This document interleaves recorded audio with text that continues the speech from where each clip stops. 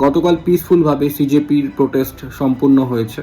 CJP যেই কারণে প্রোটেস্টটা করছে, এডুকেশন মিনিস্টার ধর্মেন্দ্র প্রধানের রেজিগনেশন, এখনো পর্যন্ত এডুকেশন মিনিস্টারের রিজাইনের কোনো খবর আসেনি। অ্যান্ড একটা জিনিস খুবই শকিং, এরকম বড় একটা মুভমেন্ট যেখানে ইন্ডিয়ান ন্যাশনাল মিডিয়ার কোনো কভারেজ নেই। কেন?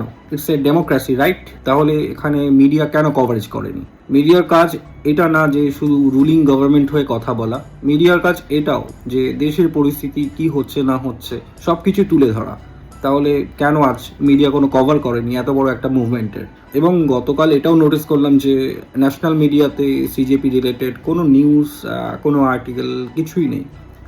এটা 140 কোটি জনগণের দেশ, মিডিয়ার কাজ সবার সামনে সবকিছু তুলে ধরা। তো এরকম ভাবে যদি সবকিছু চলতে থাকে তাহলে সাধারণ মানুষ কি করে জানবে দেশের কোথায় কি হচ্ছে না হচ্ছে? আমার মনে হয় ইটস নট ফেয়ার। তাই জন্যই হয়তো এই মিডিয়ার র্যাঙ্ক 157, 180টা কান্ট্রির মধ্যে 157, ওয়ার্ল্ড প্রেস র্যাঙ্ক 157, এটা একদমই ঠিক না।